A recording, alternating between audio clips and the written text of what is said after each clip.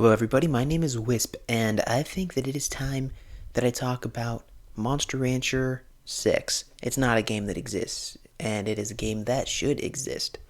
For those of you unfamiliar, Monster Rancher is a monster raising game where you play as a rancher, and you get these monsters that you can bring over to your ranch. You raise them by giving them some fighting equipment so that they can practice their skills and abilities, and you give them rest when they need rest, or you overwork them if you want them to be a stat monster with no quality of life. You feed them when they need it, you take care of them in those general ways, play with them, give them gifts, make sure they don't get spoiled, but also make sure that they enjoy their life. And you raise them up until the end of their lifetime when either they are viciously murdered by a dragon, or they get old and you decide to freeze them so that they don't die painfully. Frozen monsters can be fused with other frozen monsters to create a new baby, and that baby can have the body of one parent and the color palette / texturing of another, or sometimes it'll just be one or the other parent replicated.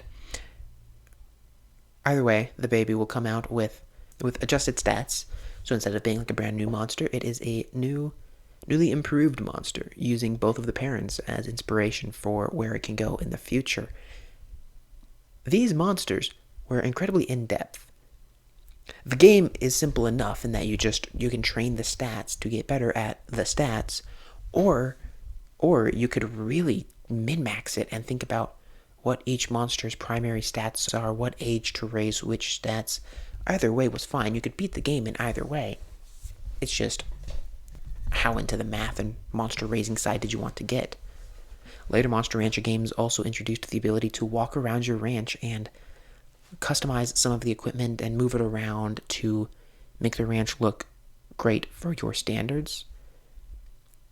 And it was known for its large-scale adventure system, which started off as cute little which direction do you walk in simulators, and turned into full-on dungeons where you would fight monsters who took on the appearance of other monsters that you could eventually raise, with a full-on storyline, mysteries, and minor puzzles. The thing that's been consistent since the first Monster Rancher game has been the fighting style. Basically, as you train your monster, you raise its stats, but you also learn new abilities. Your monster could have 12 skills, and they were clipped on the slider.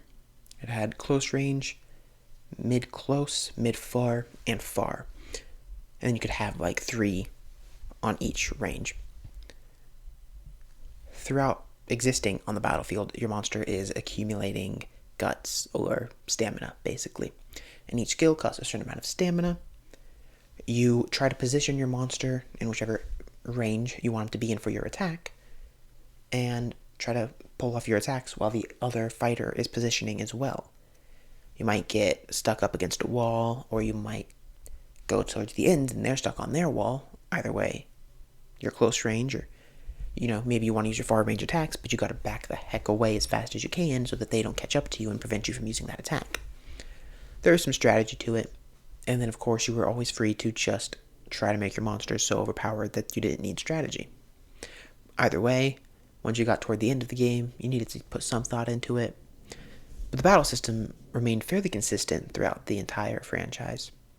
However, all the other things I mentioned are constantly cycling. They were improving on things. Customization was getting more in-depth. Exploration was getting incredibly in-depth. Characterization, storyline. They weren't the best at the time, but they were trying and they were growing. So it seems like it has all of the elements of a modern hit, just never really worked. So I kind of wanted to talk about why.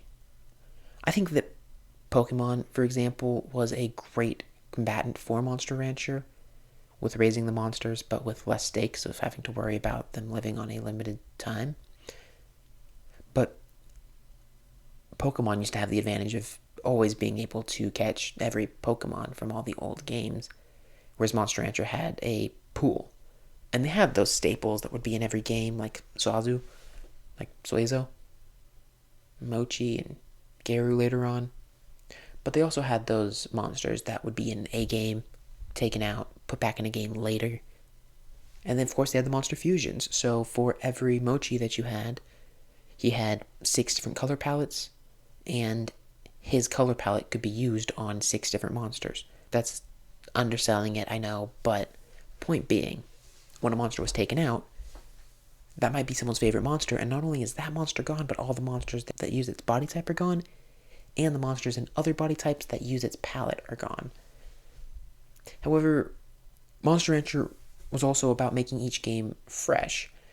While sometimes you may miss a monster or two, they would always compensate with many more to come. And I think now that games like Pokemon are doing the same thing, they really could have gotten away with it. But another reason that I think Monster Rancher should exist on its own, as its own franchise, is because Monster Rancher DX happened. People care again, and people are talking again. And now you could hit those things that never quite stuck true.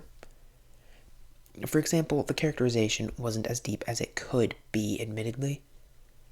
But now you have games to look at. Things like Rune Factory. Every character has their own storyline. Their own style. Their designs are very intricate. And they all feel like they belong in the world. And that's still done in... Now, Rune Factory is more of a farming / dungeon simulator. But it's a similar vein that I think Monster Rancher could use if they just let you talk to the NPCs a little more often other than just for shopping. Rune Factory also has a way of making every monster playstyle feel very unique. I think Monster Rancher actually did that better, but the fact that Rune Factory is kind of thriving right now shows that maybe they could make that work. And yes, while games like Harvest Moon and Rune Factory have the marriage aspects built in, Monster Rancher doesn't. You could add that, but you also don't need to. As long as you can talk to characters to make you feel more drawn and connected to the world, I think people would buy it. But also, these games have developed in such a way that customization is back. And Monster Rancher already had the ability to completely move things around in your ranch, choose what's in your ranch, and slightly customize the appearance. I think that they could really market themselves on this customization. Maybe even throw in cosmetics, like making your monster wear the championship belt if it wins a tournament or something like that. Small things like that could breathe a lot of life into this formula that was taken out way too soon. And also, Monster Rancher, in a game that is known for its amazing monster designs, its ability to raise multiple monsters, that pool that I mentioned, it's fine because it makes each game feel unique, and each game has a reason to go back to it. However, My Monster Rancher, the mobile app, went under quickly. And they introduced 3 brand new monsters, each with other variants, and each whose color palette was used on major monsters. Those monsters are not obtainable in any games now that My Monster Rancher was defunded and pulled from the App Store. So if people ever want to raise those monsters or monsters that use their colors, totaling in, I can find the exact number, but something close to 40 to 45 monsters that we just can't raise. But if they made Monster Rancher 6, put all of them back in, and then of course the new Monster Rancher 6 monster, that already will get every Monster Rancher fan buying it. And then the fact that you can include these in-depth battles, raise up the adventure, make the characters feel more in-depth. I really think that Monster Rancher is a franchise that, if KT wanted to, could be ongoing right now. They just, of course, need to devote the manpower to do it, but why not? This is the market for it.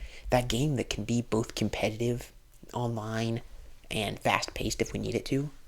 Or we can take like 5 years game time to kick back, play for a day without thinking about anything, just raise cool monsters, walk around town, watch the monsters grow up, make sure they don't get spoiled, and give them a good as heck life.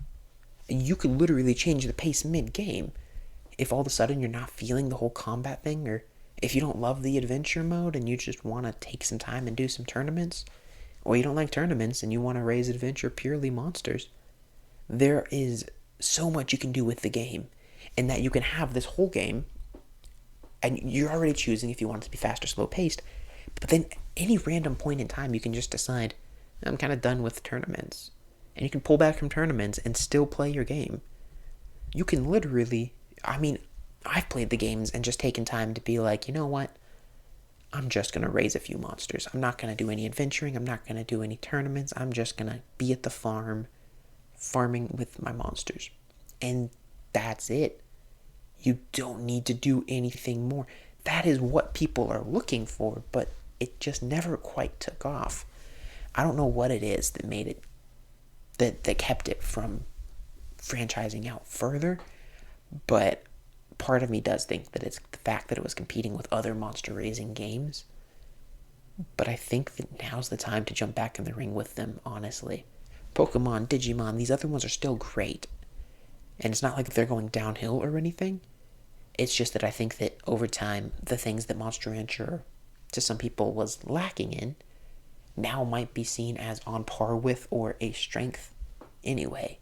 And the things that Monster Rancher is different in, I think people are going to appreciate much more now than they did a few years back. Those are just my thoughts. I know I'm kind of just ranting about an old and long gone franchise that I was in love with, but it feels nice to talk about it once in a while. So check out Monster Rancher DX. It's on the App Store and on the Switch and on PC as well.